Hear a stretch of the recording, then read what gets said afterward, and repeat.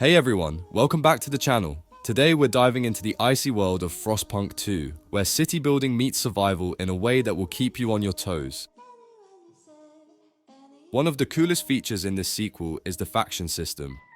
This isn't just about building a city, it's about managing relationships with different groups that can make or break your campaign. Each faction comes with its own unique abilities and cornerstones, meaning your choices have real weight as you navigate this frozen landscape. And guess what? New factions can emerge or splinter off based on the decisions you make. So, you better think carefully about who you want to cozy up to in this chilling game of survival. As you progress through the story and Utopia builder modes, things can get pretty tricky. Keeping everyone happy is no easy feat. You might find yourself favoring certain factions while occasionally ignoring others to keep the wheels of your city turning. But don't worry, we're here to help you figure it all out. In this video, we'll break down a handy tier list that will guide you through which factions to prioritize for success. So grab your warm drink, settle in, and let's get ready to explore the fascinating faction dynamics of Frostpunk 2. I'm quickly moving on to the video, and I'm ranking factions in Frostpunk 2. Before we start, if you enjoy these types of tier list videos, don't forget to like the video and subscribe. Enjoy watching. My friends, only 0.1% of viewers subscribe. If you like this type of content, please do not forget to subscribe to the channel. Thank you in advance for your support. The factions in this tier are, in order from top left to bottom right, Bohemians and Menders. Alright folks, let's dive into the C tier factions of Frostpunk 2. First up, we have the Bohemians. Now, don't get me wrong, their hearts are in the right place. They stand against those cold, heartless overseers, which is admirable, but let's face it, good intentions don't always translate into effective gameplay. The Bohemians' cornerstone combination isn't terrible, but when you stack it against their rivals, they fall a bit flat. If you find yourself relying on their boosts to trust and community relations, well, you might want to reconsider your strategy because that's a sign you're in deep trouble.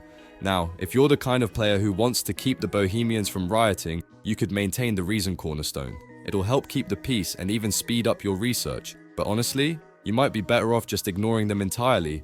Prepare for a little rebellion while you rely on the Overseer's solid production capacity to get through the tough times. Sometimes it's just not worth the headache, right? Switching gears, let's talk about the Menders.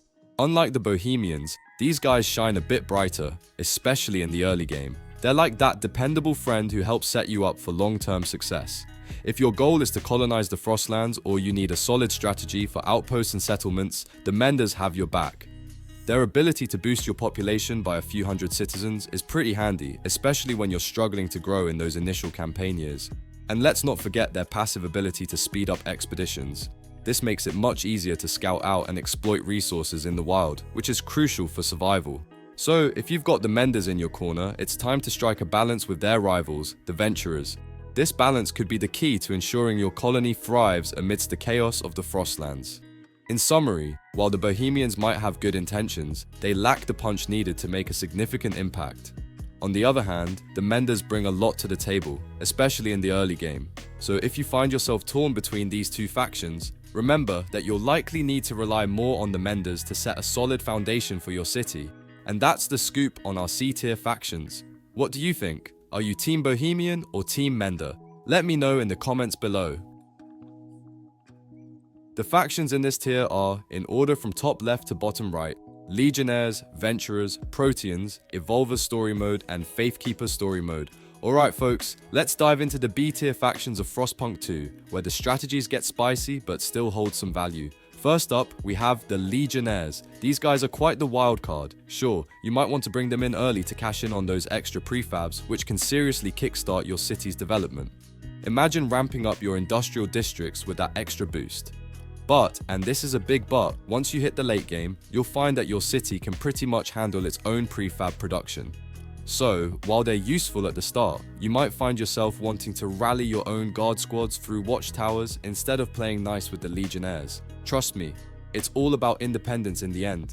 Next, let's chat about the Venturers. These guys embody the spirit of ruthless capitalism in Frostpunk 2. If you're all about building an efficient and productive city, the Venturers are your go-to. Their cornerstones are like the secret sauce for maximizing your heat stamp income, and when you stack those benefits with merit laws, you're golden. Plus, their ability to generate more goods helps you sidestep those pesky shortfall penalties. Now, while they can recruit guard squads, there are definitely better options out there when it comes to progress factions, so use them wisely. Now, let's move on to the Proteans. These folks bring some serious perks to the table, especially with their great cornerstone combinations.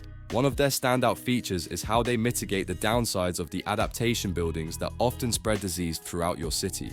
The Proteans have your back, providing healing and a healthcare buff, which is a game changer when your citizens are feeling under the weather. Plus, their vision for the city is much more appealing than that of the Legionnaires. Seriously, who wouldn't want to roll with the steampunk cyborgs? Talk about cool. Then we have the Evolvers. These calculating individualists stand firmly against what they see as religious fanaticism. They might not seem like a top-tier choice at first glance, but their unique approach can offer a refreshing perspective in the Frostpunk 2 landscape. While they might not have the flashiest bonuses, their philosophical stance can resonate with players looking for a more measured strategy. Finally, we have the Faithkeepers. This faction is all about seeking ascension through technology, blending the spiritual with the mechanical. They can provide a unique flavor to your gameplay, and if you're into that blend of religion and progress, they might just be your cup of tea. Their followers are dedicated, and while they may have a different agenda than the other factions, they still hold a vital place in the city's ecosystem. So, there you have it, folks. The B-tier factions in Frostpunk 2 offer a mix of advantages and drawbacks that can shape your gameplay in unique ways. Whether you're rallying the Legionnaires for a quick boost, capitalizing on the Venturer's capitalist mindset, or leaning into the Proteans' healthcare prowess, each faction has something to contribute. Remember, it's all about how you play your cards in this challenging world. The factions in this tier are, in order from top left to bottom right, Icebloods, Technocrats, Pilgrims Story Mode, and Stalwart Story Mode. Alright, let's dive into the A-tier factions of Frostpunk 2. First up, we have the Icebloods, and let me tell you, these folks are not your average survivalists. I mean, they literally wrestle polar bears for fun. If you're planning on conquering the Frostland, you better have the Icebloods on your side. They're experts in surviving the harshest conditions, which is great news if you rely on expeditions and imports. But here's the kicker. Their true strength lies in their abilities, which provide food, even if the recruitment screen claims otherwise. Think of the Icebloods as a free food district. They're like your best friend who always shows up with snacks when you need them most. Plus, their rallies can dish out even more grub for your people. We all know how precarious it can be when your city is on the brink of starvation. So, having the Icebloods around is a no-brainer. Just keep an eye on them. They might rub the Technocrats the wrong way from time to time, but hey, that just makes for some entertaining drama. Speaking of the Technocrats, let's talk about them. At first glance, you might think they're all about that research speed boost. Who wouldn't want to unlock new tech faster, right? But let's dig a little deeper. Sure, their fast research sounds appealing, but if you've got multiple projects competing for your precious heat stamps, things can get a bit bottlenecked. After all, what's the point of rapid research if you can't fund those new ideas? Where the Technocrats really shine is in their ability to reduce your overall materials demand. That's right, if you keep them happy, they'll provide a hefty bonus that can be a total game changer, especially if your map is lacking in resources like wood and iron. They're the ultimate frugality experts, and their support for the all-do maintenance law is just the cherry on top. If you find yourself in a pinch, you'll definitely want these guys on your side. Next up are the Pilgrims. This faction is all about tradition and embracing the Frostland as a new home for everyone. They bring a sense of unity and community, reminding us that sometimes it's not just about survival. It's about coming together and finding a way to thrive in this icy wasteland. They might seem a bit rigid in their beliefs, but hey, they're committed to making the Frostland a place where everyone can belong. And finally, let's not forget the Stalwarts. These guys are the strict disciples of the late captain and are all about order and control in New London. They're the enforcers you want in your corner when chaos starts to creep in.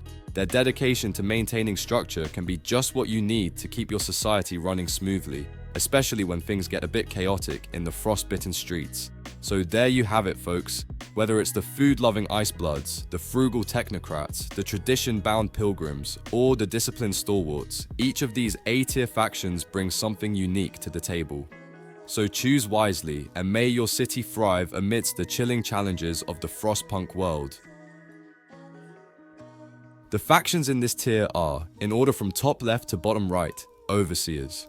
Alright, let's dive into the wonders of the Overseers. If you've got them in town, it's time to roll up your sleeves and get your Frostland teams out there searching for cores. especially with those deep melting drills at your disposal. Trust me, the production capacity these folks bring is nothing short of absurd. You'll plow through your surface deposits faster than you can say grim future. Just make sure you have enough deep deposits lined up to keep that output flowing. With the overseers, you can create a self-sufficient city that thrives, albeit in a rather gritty way. Now, let's talk numbers. The progress buildings in your city have the highest outputs in the game, and guess what? The overseers come with some fantastic bonuses to amplify that even further.